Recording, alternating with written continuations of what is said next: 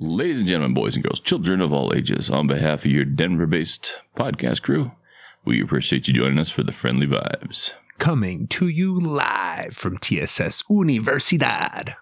I am joined by a very special guest who I haven't seen in almost 9 years. Talha is here, live, in studio. Thank you for having me. Make sure I pronounce your last name correctly. Khan. Khan. It's just Khan. Yes, I overthought it. Always overthinking this guy. Oh, I wouldn't have called you out. Talha Khan here, live. And we're going to talk about some important things, some things that you're close to your heart, that you're involved in with all of your might, all of your time, all of your dedication. But I do want to save that. I want to talk about how life's been treating you since I've seen you in 9 years. Yeah, let's catch it up a little bit. You've been to community college at Front Range, you said. Been bouncing around. You said you've worked some jobs in the marijuana industry. Yep, I have. I started out as a bud tender about 3 or 4 years ago. Went into some like inventory management and like wholesale things like that. Worked at a couple different places. What surprised you about the industry? Because you came into it because of like a love for marijuana or an understanding of marijuana's benefits? Essentially, what pushed me into it was COVID. I lost the ski industry job, and I came back down into Boulder, went to my dispensary, and I was like, yeah, I lost my job. And they're like, hey, you can work here. And I was like, all right, I'll go get my resume printed. And they're like, we don't need it. And they're like, oh, we'll see. We'll show you how to get your badge, and we'll see you next month. Damn. And it was a good gig. You stuck with it for a while then. Yeah, it paid well. The people there were great. Work was pretty easy. I mean, the product sells itself. You just keep up with like new brands and things like that. Not very rewarding, I will say that. And that's probably what got me to switch out of there, is because it kind of felt like a glass ceiling at a certain point. You're never going to get no equity. You're not going to do anything like that with these local dispensaries. And even if they were, like, day-to-day work is not fulfilling. Right. Yeah. There is no deeper meaning in the work of selling. Some people like the pain relief aspect of it and things like that. But for me, at least, like I saw people go down the other path where they were like, normal, not very heavy users and things like that, and see the progression change. And damn. I saw more cases of that than people who came in and were like getting just regularly medicated and like, oh, that's relieved my pain and that's all I need, Damn, did it change your perspective on legalization? No, because that's still inevitable. People need their freedom of purchase power, essentially. Freedom of choice, right? Exactly. But it's like alcohol. Like you should be just as wary. And there's some people who will never touch alcohol for those reasons. There's some people who should not touch marijuana for those reasons. There's some negative externalities to the legalization of drugs. Yeah, absolutely. I definitely have seen stuff that I was like, I didn't expect that from a young libertarian thinker. I was like, I didn't chalk that one up in my head as would have bet on that. Because people, have like breaks, right? Like schizophrenic breaks on people, right? Yeah, some people, absolutely. Especially when you're looking at like the concentrates and things like that. More often than not, though, they build such terrible habits with their life that everything else falls apart first, and that causes those kinds of breaks. That just compounds it. Like, right. You'll have a mental breakdown if you forget every single responsibility in your life for like the last 2 years straight. And then it's because you're just getting super baked all the time, falling asleep at like 2 o'clock in the afternoon. Can't attest, bro. When shit's falling apart in like every single multiple interconnected way in your life, that's when it gets really bad, especially with drug usage, right? Yeah, and society will be very happy to say that your mental breakdown at that moment was only because you took a dab that morning. Sure, but, right. In reality, it was everything else. It was the compounding, not sleeping for 3 weeks and everything. Yeah. It's a complicated thing, the human brain. That's for sure. Absolutely. I mean, even those data scientists would agree now. The people making AI, they're like getting frustrated at their computers like, fuck. We thought it'd be easy to build this. We thought we could beat the human brain easily. It turns out it's way harder than we thought. And then when they do build it, we'll have an ounce of like the emotion or depth of what humanity is like actually about. Yeah. There'll be no soul in it. Yeah, it takes the soul, and that's why military AI is stupid. And yeah, killing people with computers that don't have souls. Yeah, wow. Decision making based on AI. Oh my god. Yeah, missiles that adapt, right? Actively based on AI technology now. Yep, that too. And like how to target. They'll like find certain like cell phones that pinged up a certain area and be like, oh, they've had communication with this other cell phone. That means these guys are targets and everybody else there is collateral. Oh, dude, the whole collateral thing with cell phones that started during the early 2000s wars, I think, is when that began, right? In Iraq and Afghanistan, they'd be like, oh, we've got to, due to the Patriot Act that let them do that, right? The Patriot Act enabled their surveillance of them both domestically and foreignly to go on a satellite in space and say, boom, this cell phone right here in this building, bad guy. Yep. And they're like, but there's 40 other cell phones in the building. I'm sorry. I'm not listening anymore. Did you hear what I said? Bad guy cell phone right here. Yeah. That's fucked. That's how it goes. Very fucked up. And that's why that's all quote unquote covert offer. They CIA, things covert like that. My ass. It's the videos got out, my guy. Well, not even that. It's covert like when you make your kid take medicine when they think they're eating something nice. Right? Or you like give them a sip of what they think is apple juice, but it's medicine. Yeah, covert ops, right? Under children. Covert ops. That's the same equivalent. It's not that covert, right? Like we're not fucking. I don't know. It's very frustrating. Absolutely. From an individual level of like trying to be a good person every day to people and feeling like you're falling behind, and with inflation and COVID and the era that we've grown up in. I mean, you're how old? 27 now. Okay, yeah. So you graduated a year before us, right? Is that correct? Okay. Exactly. 2015. 2015. What a year. Yeah, man, that seems like a lifetime ago now. Seriously. That's a different person, that's for sure. So what would you say have changed about you over the last 8 years? I've mellowed out in terms of what I need. I'm not so materialistic out of life. Like, I don't need to go make a bunch of money to go live in a giant house, to go through all these social loopholes. I can find enjoyment out of the effort I put out and the relationships I make. Not to say that I'm completely immaterial. Like, I still like my gadgets and things like that. I'm a techie person, but that's not the be all end all for sure. Right. And I mean, geez, growing up the internet age, we get drive to think that is the be all end all. It's very easy to get to that. I mean, I'm less than a decade ago. That's all I want to do. Make as much money as you can through whatever field you can. As long as you're having fun at work, that means you've made it in life. There's definitely more to life than just having fun at work and making good money. Yeah.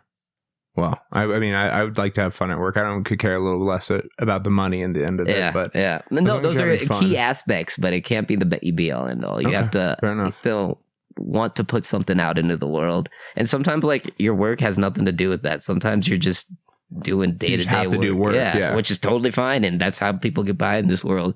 But then also have something that you truly put your heart into and enjoy and feel that like somebody else is being helped for it in whatever way it is. Maybe it's just through your art.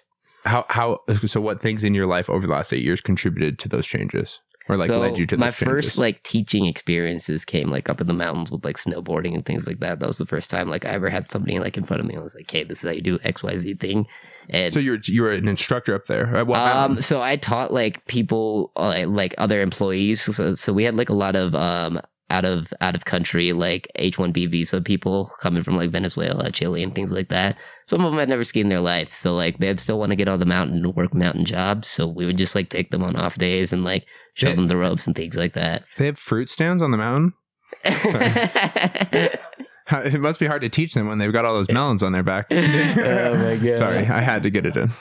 This is supposed to be a comedy show, and this is going to be a tough one to make funny. So I have to get them where I can take them, folks. It's bad. It's supposed to be bad. Remember that. It's ironically bad. We're trying to be bad sometimes. That's part of comedy. Gosh, that is part of comedy. You're supposed to be bad. Continue. So you've been at Comedy Works? Is that what you've been doing? No, keep on talking about this. I didn't mean to derail you with the stupid fucking fruit racism joke. That's terrible. Like that's what a terrible way to derail that. Keep going. So you're teaching people how to be instructors that don't necessarily have a full adaptive cultural understanding of what it's like to be a ski instructor in a mountain in Colorado. Yeah. Things because like that. Few people fucking do, right? Yeah, no, it's not thing that you just like come into and know exactly how to do. They're unique concepts, things like that. The whole environment's unique. You're living in a whole new town, XYZ. But yeah, I just took them out on the mountain, and I enjoyed like relating to them about life, talking to them about things like that, and then at the same time showing them the basics of just how to slide on a mountain. It's a very simple thing to do. Beyond that, like once I got into the dispensary industry and then like started doing like inventory management and things like that after my initial job in like bud tending, I had a lot of other people who would start in as bud tenders and like, dude, I don't want to do this. I hate being behind the register. Like, how do I actually get behind the scenes? How do I work on wholesale? How do I start doing like some of the more computer related stuff and like the business aspect? Something you can put your mind to versus just I'm interacting with a person and using my mind in a social way. Absolutely. Because you can get burnt out on that. And I really enjoyed like showing people like how to do that, how to get well versified with like the revised statutes in terms of Colorado's marijuana laws and things like that, and how to like be a step ahead of anybody else who might be competing with them. So like when the owner was in the room, you could be like, you could know your shit. You could know your shit, know like where we were incompliant in areas and where it didn't matter and things like that, and be like a voice in the room. Yeah, and that felt empowering. That's awesome. But it give you more confidence. Absolutely. As a young person in a professional role, dude, those little, because I started as an AP clerk at my like 9-to-5 job, and little things like that kind of stuff that you're talking to, those build so much confidence in just being like, oh, I'm a person, I can talk to people, I'm an adult, whatever. It's a learned skill. I don't believe that some people like that it's impossible to be social or like be a people person or like a public speaker. You just have to try it and do it over and over. And maybe it's a certain niche of types of public speaking or conversations, but everybody can speak. I have 2 questions. I don't want to derail. The earlier question I had, how young were you when you started to ski or snowboard? Because you grew up in Colorado? I did grow up in Colorado. Probably like 6th or 7th grade is when I took like lessons for the first time. But Blake Dancy is actually the one who like showed me how to snowboard for real. And that was like post high school. He was the one who took me to Ruby Hill over here in Denver, like when it snowed real big, and just like honestly just showed me the ropes. So sick. Yeah, just regular high school friends. The man, dude. Absolutely. Shout out Blake. So did you start snowboarding or skiing? I'm cool, so I started out snowboarding.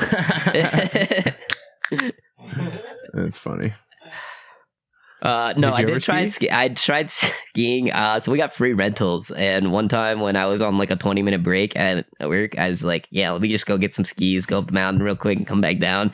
That shit took me like an hour to get back down. once I threw the skis on, I actually got to the top of the mountain. It felt like I was wearing 2 snowboards on 2 feet, and like one snowboard would go one direction, the other one would go another direction. It was a pain. Yeah, dude. Instantly not down with it. Different brain functions for sure, I can imagine. Okay, and my other question was going to be, as you got into those roles and built that confidence, where did the kind of transition between the confidence building and the growth versus the burnout set in? Because I think a lot of young people are like, they get in that first job or that first role, they get a year and a half in, some amount of time in, and they build confidence, and then they see some type of upward trajectory, and then kind of, I think, a plateau or a ceiling hits of reality, and that, maybe they're held down by systems or XYZ. But sometimes I think it was the aspect of teaching in itself where I kind of took a step back and was like, A, I don't feel so qualified to be in this position, and B, where I feel most comfortable is when I'm surrounded by an environment or a group of people that are, in my brain, better than me, whether it's through their accomplishments, through the way they carry themselves, just their status in society, what they do to give back. I like being surrounded by people who would make me better, because otherwise I feel like I'm like degenerating in a certain way. There's no one pushing me forward. Just like when you're on a mountain and you're snowboarding with friends, like you usually have a better time when your friends ride a little faster than you and push you a little faster. It's the same concept. And at the dispensary industry, it hit that ceiling where there was nobody else I was looking up to. I was just going around doing my thing, like having my own stuff, like teaching people when I could, and just day in, day out doing the same thing. There was no more growth coming out of it. There was like no next step. There was no better job. I was just like, I'll get a raise next year because I've been here a while, and it's just going to keep going like that. Maybe one day I'll get equity. And that's when I was like, this is dead end. I got to figure something else out. Thought I was going to be a computer networker for like a year or so. I got a bunch of like I don't know if you know the company Cisco, the networking company. I got like some of their certifications. I was like ready to be a network administrator. And you want to build our network here for us? Yeah, I could definitely help out with that now, man. I'm like half certified. So sick. I mean, geez. Absolutely. Let's put it to work and use, man. Oh, man. I don't want to go to waste. Absolutely. Yeah. Because, like, there's honestly no job that I would use that for now. It's not something I'm passionate about, even slightly. But it was something that came easy to me. I could read about that instantly, and it was easy. It clicked easily? Yeah, absolutely. But then in the last like 2 or 3 years, because so this entire time I've been like slightly doing like volunteer work and whatnot. Yeah, either with my mosque. My mom does a lot more volunteer work to me, so shout out mom for even showing me that side of the world. But as she went through some of these donation areas, she went to the Boulder shelter, like help cook meals and things like that. When you're going to those buildings and you meet those people, you are uplifted. Like the smallest task you do, it's not because you're making some corporation money. It's not because you're trying to put money in someone else's pocket. It's literally to get them food so that they can have a roof over their head, so that they can be on a path towards housing to be a better person in their own world. And that's fulfilling in itself. Like I had a little micro experience of fulfillment last night. Yeah. I went to a show. I saw Roast Battle finally in Denver last night because I was off and had my own show. So I popped over there and I'm walking back to my car. It's like 12:15. And this guy's like standing at a bus stop. You know, I'd already walked by a few groups of people that are like having a tough time, right? They're on the streets late at night. They clearly don't have a place to go. Mm-hmm. And so this guy's like just kind of standing, walking around, walking past him. And all I hear him say kind of quietly is, "I'm starving." And I take like 10 more steps and I'm like, what the fuck am I doing? I've got $5, like $6 loose in my pocket. So I just turn around, I'm like, hey, buddy, go get some food. Absolutely. And it's like, bro, I'll be honest, I typically do not stop and give money to homeless people like regularly. But like when someone just like that moment and him saying it that way, I was like, dude, it's fulfilling in that sense. And that there's truth to that in a sense, because it was fulfilling for me in that moment. I'll tell you, it was fulfilling in that it felt good not to do the typical thing of pushing away from being a human and being forgetting that, oh shit, this is a person that could be me. Exactly. And regardless of how he's going to use it, he's going to use it good or bad. You did your part of the effort. You put your hand out, and that's all he needed from you. The ball's in his court now. He could go get a sandwich. He could not. And like that's also, so like not working at the shelter, one of the rules is you can't give money out, like not because it's going to be detrimental for them. It's because you want to be the most impartial person there, so they can't come and be like, yo, this guy gave me $10, can you give me another $10 for the laundry, and then another, and then like things like that. So you just want to be the helper, and I actually don't mind that. I think it's at first I was like, yo, I can't even donate money anymore, like what, like that's alarming at first, but then once you get there, you're like, I don't need to be the guy donating money. There's other people out there who can fill that role. I can be the guy like actually putting work in, like with my hands. That's a great point, is that there are a lot of ways in a myriad of situations to make an impact, right? You know, whatever problem you're trying to solve in the world, there are so many different ways to go at making an impact or chipping away at that problem, right? Absolutely. I forget who the guy who said it, how do you eat a whale, devour a whale, you know, one bite at a time. You got to pick a bite to chew off. Here, exactly. You know, exactly. We're just sitting around staring at the whale like, who the fuck's going to start eating this thing? You know, somebody take a bite, for God's sakes. There's truth to that. Absolutely. Yeah. We always, for some reason, this show should be called "Extend a Metaphor." It's what Extend the metaphor, called, right? Like metaphorical extension. Metaphors are powerful, man. That's how you remember concepts. Dude, stories and allegories and metaphors are the core of what like made for human language to develop. Right? That's the only reason we were able to advance society to where we're at this like, insane level. It's like the most basic part of like being able to code switch into different types of communication. Yes. Yeah. And people are different, so you have to be able to do that. Yeah, you have to. It's a learned skill. Absolutely. I find that interesting that some people take the view, I think some people do at least, of you shouldn't code switch. That code switching is bad.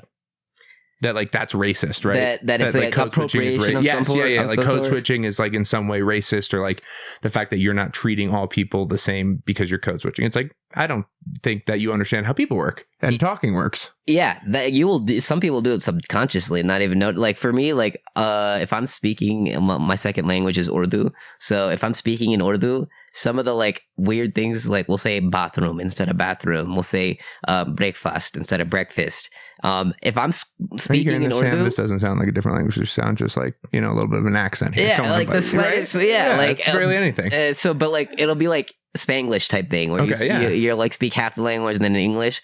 And in those moments, like I'll switch back and I'll be like talking to like a normal person, like not speaking Hindi, and I'll still say breakfast, or I'll say, gotcha. And that like code switch just doesn't wear off. It's not like I'm doing it on purpose or anything like that. And in that same way, like I started saying it that way and the other way because it was more comfortable for my mom to hear it that way. When it's not because I'm like specifically trying to change my language to match the cultural norms, Nor do I think it's like a bad thing. Yeah. Or nor do I think we should think it's a bad thing, because it's like, no, that's part of what makes you. Yeah. And you the unique Talha. And everyone and humanity is richer and greater and deeper if you're a richer and greater and deeper person. But the thing is, you can never be sure about someone's intentions. And I think that's where where you have to, I think we need to get back to the core of what common law is built on, and that's good faith. Absolutely. Because right now we operate on an intention-based judgment system where it seems like good faith is the last assumption on the list. It should be the first. Absolutely. It's just, this thing, I don't project me onto it. I don't assume bad intention. I don't do it. Good faith. Mm-hmm. But that's not how the internet works. In a defensive state, it's hard to be like that, especially if you're of whatever oppressed population who could be being culturally appropriated through this code switching is. That's a good point. They might be defensive, and that's fine, but like you take that with that grain of salt, and you still be able to step back and say, man, like I can still look at this as he was meaning well. Like there was no. Well, from my perspective in comedy too, it's like we just need to put a fucking bubble around jokes. It's like it doesn't matter what the fuck it is. It's in the context of it is intended. Period. No matter how you read it, we have a bubble around it. It is a joke.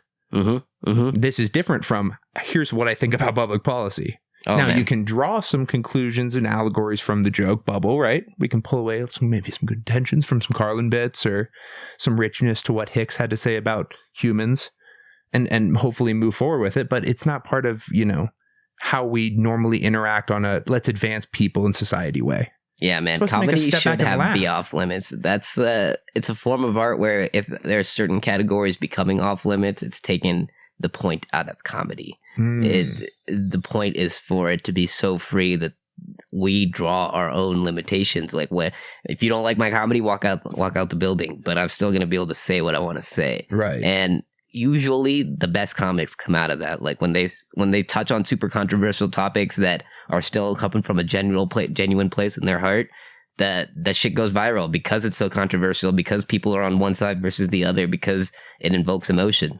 And because they don't operate under that good faith presumption that we all should, right? Yeah. It's very silly. Absolutely. Very silly world we live in. You know what isn't silly? These fucking wings are not going to be silly. These wings are going to be sick. Have you listened to the radio before, Talha? A little bit, yeah. A little bit back in the day? No, the radio. Like the regular radio. FM, AM dial, I'm talking. A while. It's been a long time. Hot minute. Okay. Do you remember when they used to do like station identifications? No. Have you ever listened to one of our episodes? Yes. Okay. Maybe he's heard it. I hope he's heard it. This one's a risky one, Talha. Oh boy. All right. This is my typical one I do. And so we're going to be in the joke. We're just going to put a bubble of joke around this just to preeminently start it. All right. You're listening to 91.1. Oh, shit. Was that another plane? We'll be right back. We're back. We're live. And we're well fed. And we're ready to get down to brass tacks, folks. And it's been so good to catch up. How were the wings? Those were amazing. Holy cow, man. You're a wing magician. Oh, come on now. We got to give them a rating out of 10. And I don't want you to be overly kind. You got to be objective. That was an easy 9 out of a 9? Okay. That's a big score. Easy 9 out of 10. I don't even know what qualifies like something as a 10 out of 10. So that's why I had to, Dude, I don't think you can ever experience a 10 out of 10. I think it's a good scale if you don't think something can be a 10. Like even if it's really good, it's a 9. Yeah. That's a good scale. Yeah, it's interesting to see how people rate stuff. Some people are like, it's amazing, 7.5. And it's like, okay, yeah. People have different scales, No, man, those are great wings. Thank you. Appreciate it. Well, I'm glad I get to break bread with you and catch up. It's been so long and so fun to hear about how your life's been and how this cause and this fight has been so ever changing in the course of your life, from the ski lifts to the cannabis industry to now, feeling like you're making an impact through your day-to-day work at the Boulder shelter. Yeah. So it's been a journey. It's been each step has been kind of a blind step until like the last few ones. You don't know exactly where it's going. Life goes in your way. COVID comes up and all those things. But yeah, I'm glad to have ended up in here. Not so glad about the topic that brought us here, but I'm glad that we could speak on it. And I think it's kind of silly and like trippy for me to reflect and like, dang, I think one of the first times I was able to like smoke as a high schooler, like I was like Talha hooked it up or something, I was with Talha, like, dang. Yeah, that was my MO back then. and now you've got this issue of the fight in Gaza and the atrocities that have followed the events of October 7th and the events that have happened over the last, what do we want to say, 60 years, 80 years? Well, how long has it been a constant? 75 years. 75 years. The quote-unquote official Nakba. But I mean, this kind of encroach in Israeli imperialism, you can track back to like the very late 1800s. It's just that Balfour Declaration around that 75 years ago mark was where most people start that diaspora as being large scale. And since, I guess, for someone who's literally been living under a rock, do you want to give us a little bit of a background and overview of what's happened over the last year? So over the last year, most people equate this earliest advance or this latest advance of the Israeli military, this next part of what has been their slow genocide, as happening as in response to the events on October 7th. That is when, that's what I've read. I think that's fair because I've read that. I would agree that is fair. That was when there was a huge offensive by a Palestinian resistance group into Israel that took many innocent lives, took a lot of prisoners of war. A lot of those prisoners of war were military, IDF. A lot of those prisoners of war were civilians as well. Those were prisoners of war being held by Hamas? Or no, they took Hamas, Gazan citizens. The IDF did, is what you're saying. I'm just a little confused. I just want to understand. So the prisoners of war that most people are referring to would be the people who were taken as hostages on October 7th by Hamas. Okay. And brought back into Gaza. Via the response of the IDF into those regions. Okay. So Gaza is already one of the world's largest open air prisons. So as far as locking down air, land, and sea, they had already done that. They just tightened their grip and then started dropping missiles from that point on. So they were already under a type of siege. They just increased the siege after October 7th and have kept that increase going for these last 7 months. And I know it's really hard for people to gather data on the ground, but like, how do we know how many civilians we have lost because of this response? Like, has it been a proportionate response? It doesn't seem to be in what I've read. Obviously the events of October 7th seem to be horrible, seem to be tied to a terrorist organization. And please correct me if I'm wrong about anything I'm saying. Like, you go ahead and just jump in and tell me to fuck off and I'm wrong. Okay. Because I don't know as much as you do about this issue. No, you can. But I want to understand more.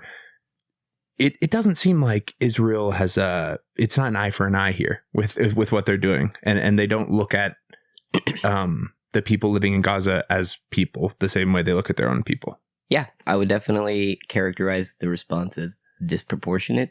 But I don't know what you would call a proportionate amount of civilian damage. I don't think there is an appropriate number there to start off with. But then now when you go look at the realities of what's happened in front of you, the number in front of you you're looking at is like 40,000 dead, like 70,000 plus mangled to the point where they are handicapped in some sort of way.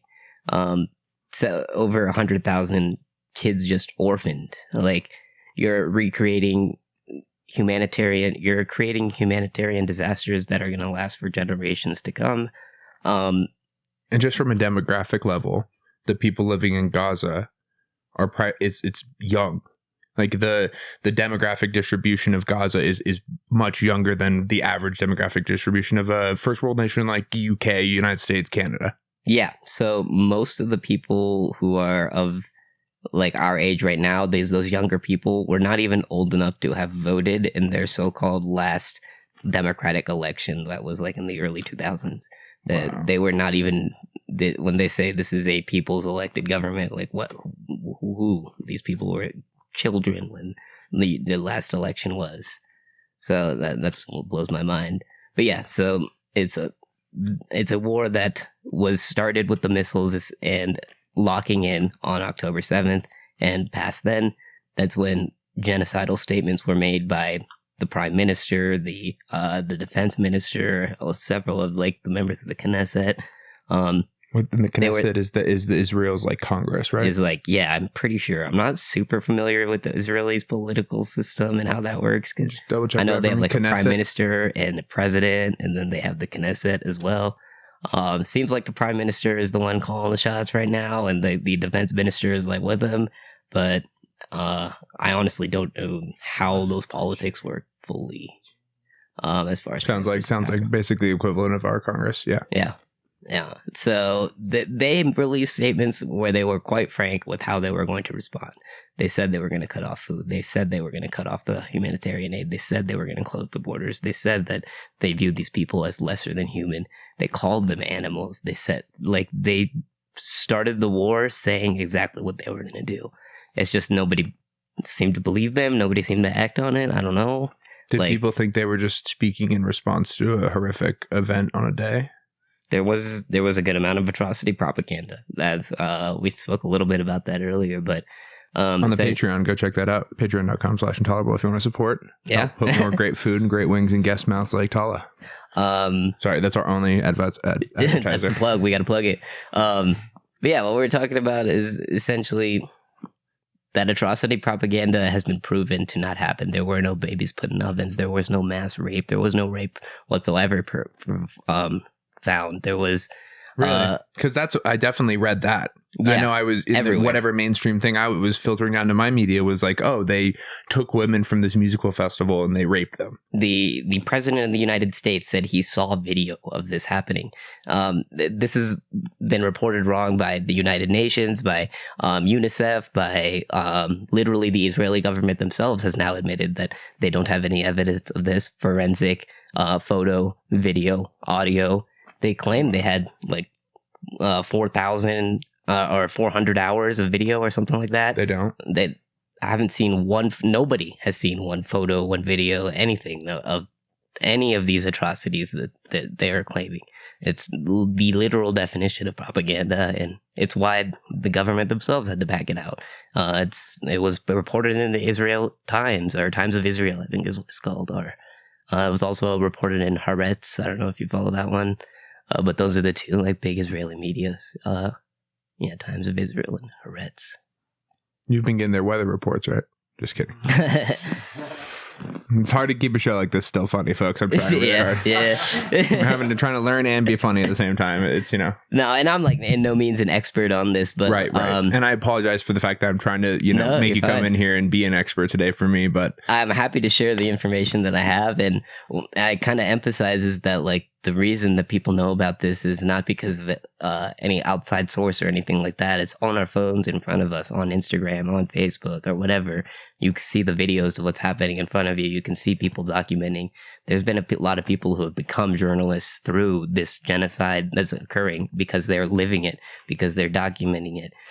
There's a lot of people who will start a video alive at one point and unfortunately not in the same state later on in the video. And those kinds of things affect the psyche of the viewer. If you give it the time of day and you Which is why they pull them down, right? Yeah. That's why they ban them. This is why you censor it, because something that affects how you feel like that is what's going to want you to mobilize against it. I mean, in whatever way that means, whether that means making a post on social media, whether that means having a conversation with somebody in your household, whether that means having a conversation with a friend, like sparking something to put energy in stopping that. Whatever that may be. I have a question. What in your life, was it a social media post that sparked your interest and background in this? Was it your family and, religious and nationality history? What, would you attribute the foundational, heart that you give to this issue? It was a slow cook, I would say. I've always heard stories, even since high school and, middle school, of people coming from Palestine and giving stories out of the West Bank of ways that they were abused that regardless of what you knew the politics were, you're like, that sounds like a bully. That sounds like he like abused you. Like, and the stories are the same stories you hear now. It wasn't any different 10 years ago, 15 years ago. It didn't start on October 7th. That's just when Israel likes to start the timeline. But as far as the things you're seeing on your iPhone of like mangled bodies and all of that was happening way before October 7th. And that's what was documented. And when I heard stories like that, I didn't do my history. I didn't do my research. I just knew that that's an oppressed population. Now, when October 7th comes around and you get it shoved in your face over and over and over again, something like clicks and you're like, there has to be a tipping point. And if I'm not seeing it happen in front of me, maybe it's because I'm supposed to be part of that tipping point. Okay. And that got you mobilized to get involved. Yeah, definitely. And so if you're you and you're a young person, how do you know how to get involved? So was it through the social media that you were able to, find connections and get involved, or how does that work? I mean, the student movement is across the nation what sparked the pulling to the streets, at least in America. I had a great joke about this. I got a chance to perform a guest set. Yeah. And I wrote a joke that day, like literally like an hour before I did the set. And it was, I recently got an internship. Thank you. Yeah, I've been really tired though. I've been taking red-eye flights back and forth between UCLA and what was it? UCLA and where was that? Columbia. Yeah. That's honestly a pretty good. It's just like a throwaway riff joke that you can only use that weekend type of thing. Yeah. Those are the best kinds of jokes. Yeah, relevant jokes, man. Oh, that's a good one though. But yeah, there was a whole movement across from exactly UCLA to Columbia, the entire nation. There were students across all these schools that showed up to say, "Hey, what the fuck are we doing?" Exactly. And I guess like for me, like the thing that like got me out of my house was Students for Democratic Society. They're the ones who, at least in this Denver area, who have like really started the social movements to where we're actually organizing things like that. I wouldn't say like I'm a full member there. I like go to a lot of their meetings and I help. Have you not been initiated yet? Yeah, I've not been initiated yet. So I don't speak for them at all. But yeah, they've been a big influence on my political action outside of virtual and like just social conversations with my friends. And it's been a really good forum and I've learned a lot there. And so you've been involved in the recent movements at the what is it called? The Tri-Campus area? Yeah, at what is it? Metro, CU Denver, and what's the other one? Sam. Metro, CU Denver, what's the other campus? Come on now. Community College Denver, CCD. Yeah, that's the third one. They're all like one campus in that like Tivoli Quad area. Yeah, it's like that. Yeah. I remember we were going to Game 7. I mean, I hate to bring it up. Yeah. I mean, I really do. Hey, can we just cry a little bit for a minute here about how the Nuggets would absolutely be beating the shit out of the Boston Celtics? Yeah, that was a tragic one. We went to Game 7, dude, and we actually went down before the second half started, and we were like right behind the Minnesota bench. Dang. Like, we saw Karl Anthony Towns step away during a TV timeout to make a phone call to his girl about where they're going to get dinner later. Like, literally, NBA players are like, they're just like little coddled little dog, except for Jokic. Everyone except for Jokic. Yeah. He's just like a different kind of person. Oh, man. No, it was so fun, but it was terrible to lose that game. And, where are we going with that? I'm just sad now. No, just get off your phone. You need to be able to tell me where I was going with that. And you don't know because you weren't listening. I need you to be my backup brain. When my main storage gets overheated, you have to tell me what I was his storage doing. was overheating, man. Bro, what are we at? Do we need a cut? Is it still recording? Oh, okay, cool. Chilling. Well, we're not chilling, but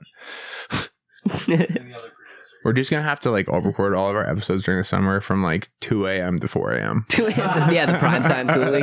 It's honestly not so bad right now. No, it was way worse the other day when we didn't have. Oh, man. Rough. rough times. Thad B was very gracious to stick through it with us, but man, it was rough times. It's been hot here in Denver. Yeah, it has. We only got like 2 months of it left. Okay, so those I remember where we were going. Back up, regular brain.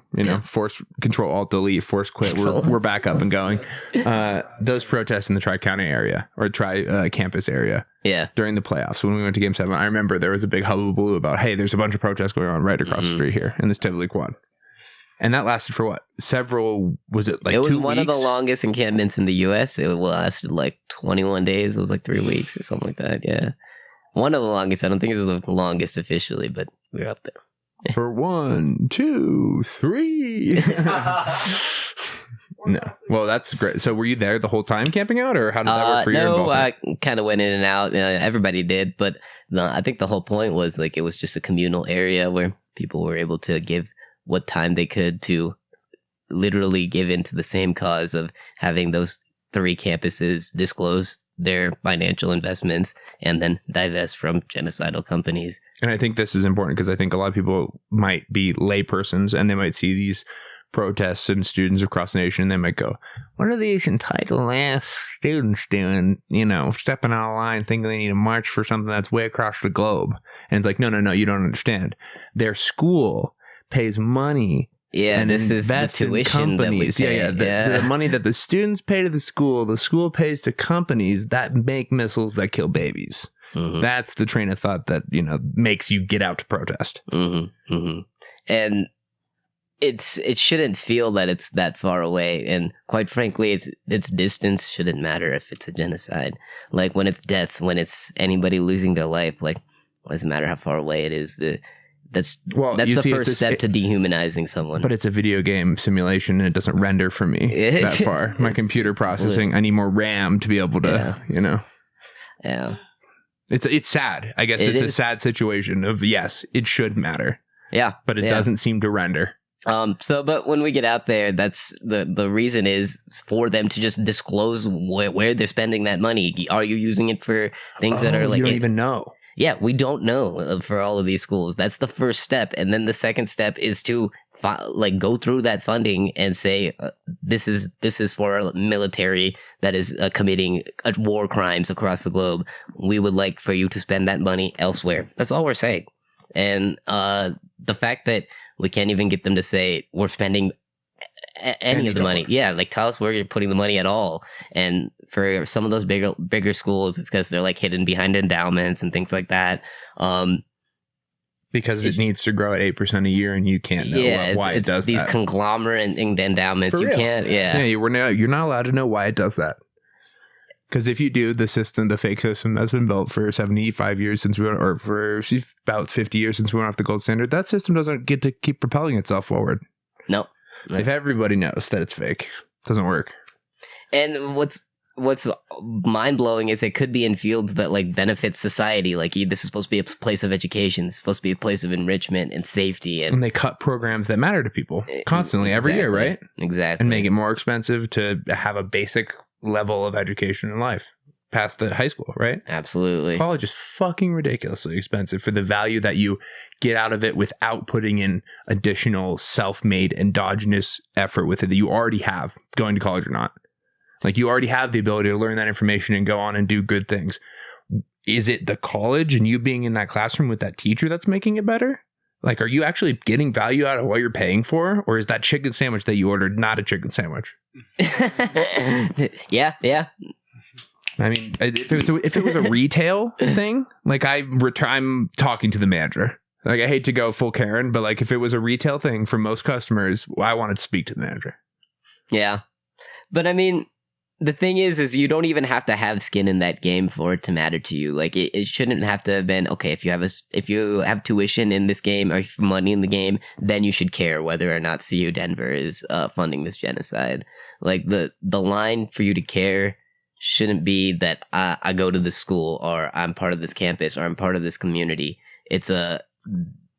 I live in Colorado. Like, I mean, most basic, like this is an institution that's near me. And I don't want it funding genocide anywhere. Like, it doesn't matter whether I pay into the institution or not right now. There's nothing that should be like an imaginary barrier for you not to be qualified to stand up against the genocide. Yes, okay. That's like part of the system working against you. They want you to think that there's imaginary barriers like that you have to qualify to be able to protest for something, to be able to go to a CU Regent's house and say, hey, you're the person that's in the way of us being able to get a disclosure from this school and things like that. Like, anybody can care about that because it's all about fighting and resisting the same thing. It's just multiple facets of it, in my opinion. Yeah, I think that's very well put. Why don't we take a quick pause break, use the restroom, step outside, get a little air, and then we can come back with a little after hours fun, maybe switch up the topic, unless you want to keep going on this. No, we can talk about that. I'm interested to hear questions. Yeah. Okay, let me think if I have any. Do you have any closing questions, Sam, about this topic before we move on after the break?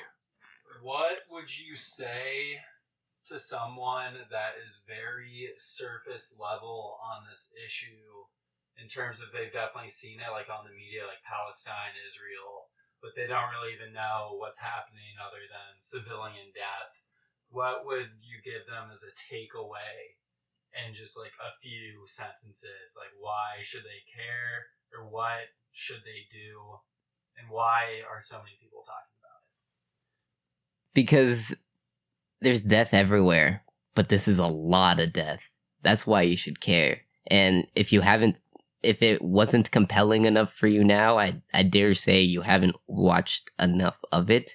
And in that sense, I'd say follow Palestinian like social media presences, whether that's like actual news reporters or just little kids, 15, 12. Like, they're so prevalent that it's very easy to find. And if you can't find them, follow me on Instagram or something like that. I'm sharing everything. I'm sharing a lot of stuff like that. Yeah. But it starts to be like a social media train. Like, you follow one person, they'll tag somebody, and you can see the stuff happening on the ground, and you can differentiate it for yourself. You don't have to be susceptible to like a news corporation or something like that that's funneling the exact story. You can get that for the main picture, but then go watch like 12 different Instagram stories, and I'm sure you'll start to understand too. Yeah, see, I was going to go kind of dark comedy with it, of like, you got to watch some kids die, and then you'll start to fucking care. Yeah. You hate to say it, but like those type of things will change. Yeah, if you don't, that is the ignorance. It goes back to the ignorance issue. Yeah, and yeah. I don't know. I personally don't know how to have the conversation with somebody who doesn't care after watching all those videos. I choose to think I still haven't met somebody like that. I choose to think that, like, even counter protesters and stuff like that, just have not given that the time of day. Yeah, because I can't imagine if they did and they were still out there feeling like that. Like, how can they be people? Where are we at in this world? Yeah, it blows my mind. Well, we're gonna blow your mind when you come right back with this after hours portion. You want to give us a radio identification? Riff on for us. At Talha Khan on Instagram. You're listening to Some Station with Numbers. We'll be right back. Boom, and we're back. We're here for the after hours portion of the show. Man, I want to switch things to a more positive note. What's been making you laugh in life over the last 8 years? What's been making me laugh? Yeah, if I ask you, when's the last time you've had like a really good belly laugh? Like you know what I'm talking about. With my family. With your family. So like when I meet up with my family at weddings, and we just like, we're out there until like 2 or 3 in the morning, and we're just talking about who knows what, like no filter, like all the different paths we've walked on life. We grew up together and we've all gone such different directions. How many siblings do you have? I have one younger brother, but as far as cousins, too many to count. So a big, like, extended family. Yeah, got it. Absolutely. Which is great, man. That's been my favorite part about growing up, at least in this area. Having lots of cousins around. Yeah. Absolutely. Family get-togethers are the best. Do you have any like traditions in your family? Do you guys do any like games? Have any? I know in my family we always had like a poker tournament or something. Traditions, like when you all get together, when you have reunions, someone makes a specific dish. Maybe there's a culture or custom that we definitely, we always have like giant family dinners and things like that. But usually it's always for like a different type of event that we're there. It's always wedding season type shit. God, so there's another underlying theme that drives the. Gotcha. Which, yeah, you could easily say wedding dances are one of those recurring themes. There's always a dance we're fucking learning. Who's the best in the family at dancing? You? Well, I would say my younger cousin Shamoon. Yeah, he's a great dancer. He did a little flip where he like frog jumped over my brother and my other cousin, and then like fake rolled his ankle and then like rolled back up. Oh, nice. Yeah, he's a little showman. frog. The showman. I love it. Yeah. So glad to hear that. Okay. What other things do you love about your family? What other things have your family done together that you can? So they used to live on a lake. Well, my grandparents used to live on a lake over in Michigan. It was not like one of the Michigan lakes, but like a small man-made lake, like a pond, more like. And we used to go out on there and do fireworks on 4th of July, like off of the back of the boat. So we would just go hard on, like bottle rockets, things like that. And I would sometimes get to go ride on the boat and watch it from the bottom and just get all pyro with it. That's got to be one of the more American things on the spectrum of like things you can do with your time, like shooting fireworks from the back of the boat in a body of water. And I inevitably would put one just like straight down and into the water. I just watch it blow up underwater. Scare the fuck out of the fish. That was a menace. Well, it is the after hours portion of the show. Do you have any interesting or funny stories back from when you were a little bit more of a menace of a young man, when you were a little more wildin'? When we were a little bit more wildin', I'd say the milk runs were pretty good. I don't know if I'm allowed to out us on this, but I'm going to. There was a... Keep going, sorry. Yes. I won't say who was affiliated with this, but there was a group of people who were affiliated with some certain milk. Milk? We took a bunch of milk from people's porches back in the day. You were the original porch pirates. Okay. Yeah. There was an untold number of people part of that. And I guess the moral of that story is the milk delivery man is not safe ever, and somebody can always follow him.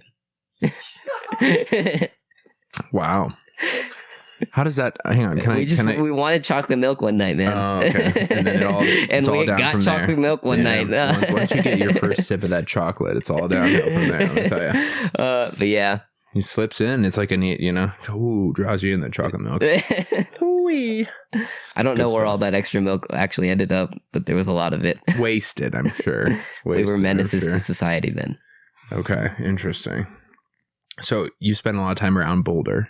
Mm-hmm. If you had to market Boulder to someone looking to move here in a satirical way, an ironic way, what would you give a catchphrase or a selling like kind of statement for Boulder? In an ironic kind of like, I'm a New Yorker and I see Colorado as like, in my mind, it's like cowboys and Indians and the Wild West, the frontier, But I'm going to move to Boulder. And you're going to I get this flyer in the mail from you. What does the flyer say? Situation. Like the home of the secret conservatives, man. Oh, interesting. It's like that. It's like the Boulder bubble. I don't know, man. Have you heard of that? Like where it feels like you're in a little bubble of safety in this Boulder area where nothing controversial or crazy ever happens. And it's just because no one ever fucking talks about it ever. And there's just like no true diversity. Like, hang on, pull up some stats for me. I want demographic distributions as recent as you can get on Boulder. Have you ever taken a drive from like Pearl Street Mall and then gone and hit like 28th Street Mall or whatever down in Denver? Two different demographics, real quick. Really different. That's very true. Boulder's like very white and bubbled in on its thought, but when the average home value is $1 million, yeah, like you said, what would you say? The home of secret secret conservatives, closet conservatives, yeah, probably good. Absolutely, yeah. Because when you have $1 million home, on average, you got some sense of, hey, don't come and take my money because you've got it already, right? Yeah, but at the same time, it's just supposed to be like a town of hippies, right? Yeah, like, we're all peace-loving hippies, right? It's supposed to be like a communal style, like village town of fucking wild men and wild beards. Yeah. 80% white. There's no way that's right. accurate. 7% Asian. Oh, Asian. 1.3%. Where do Indians fall? Do they get? I think I'm Asian, right? South Asian, so I don't know where I fall with that. I never know which box to check. Yeah, man. That's a good question to bring up. What box do you check? Dude, I usually go for the Asian if they don't have the South Asian category, because like what I'm or not Latino. I always find that one funny. It's just, are you Latino or not Latino? Because Latino is not a race. Because they're 1% other race. I have checked that sometimes. I felt that was too bullshitty though. Kind of an out, like a cop out kind of answer. Yeah, that's a cop out. Yeah, so now I guess I'm Asian.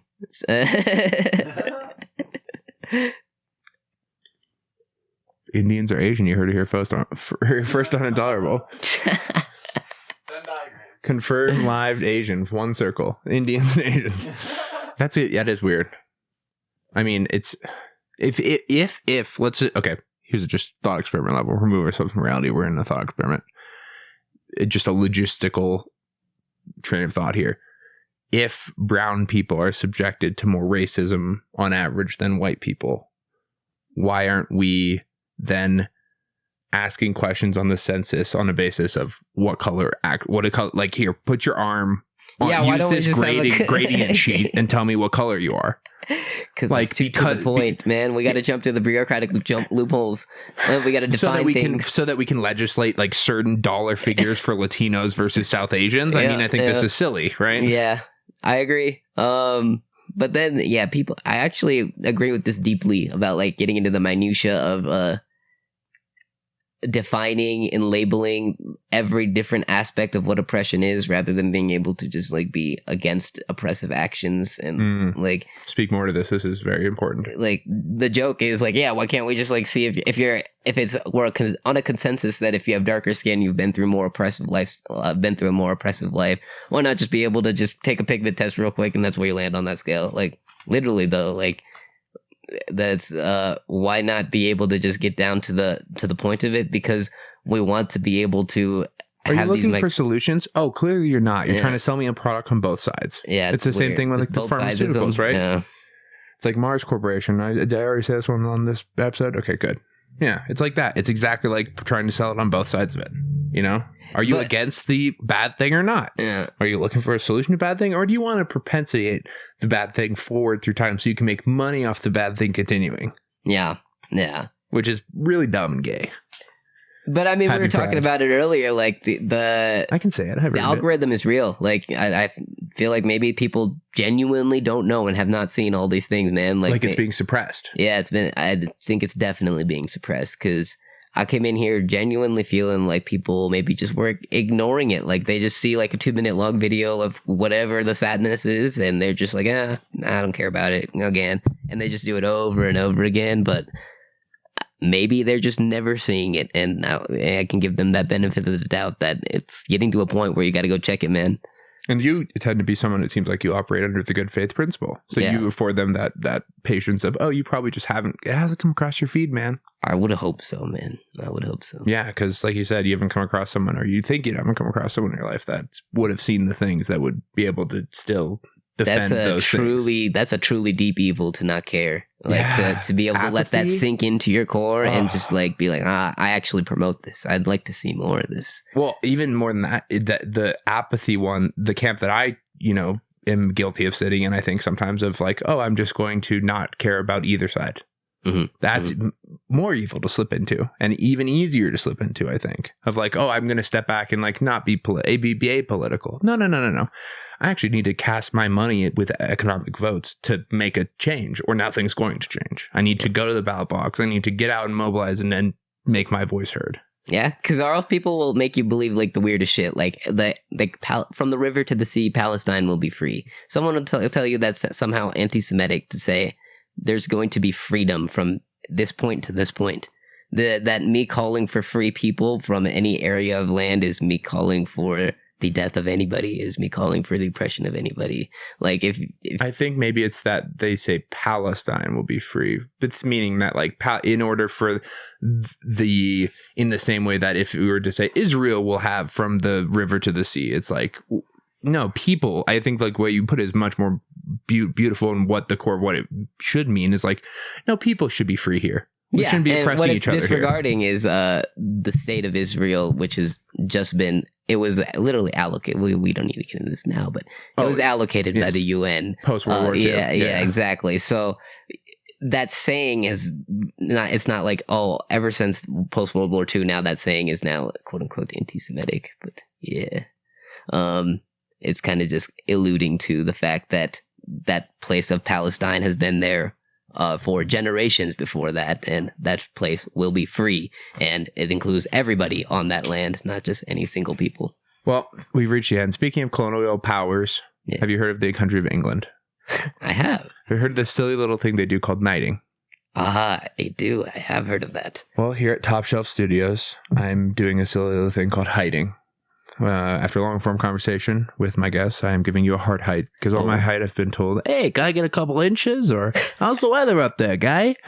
And now I'm giving you what the inches weigh, because these meat suits, these fat sacks, these skin bodies that we drive every day, these are just vessels. And the way we treat other people, what we do with our minds and actions and time, and the consciousness we get on this world is much more important. So after a long-form conversation, I'm giving you a heart height. How tall do you stand physically, Talha? 5'5". 5'5". God. I'm outed. I'm short as fuck. Okay, you might have the best ratio of any guest yet. Who knows? Talha Khan, I heart height thee. Ooh, thank you. 7 foot. He is officially part of the 7-footer heart club. 7-footer. This guy cares a lot, and he's the best. And I know you got a gift for me. And I got a gift for you. But we're going to do it off camera because, go support patreon.com/tolerable. Follow Talha on Instagram at Talha the Khan. Talha the Khan on Instagram. And thank you for watching the show. Huh? Oh no, I know how it ends. So you don't have to tell me, Mr. Production. Fuck off and be well.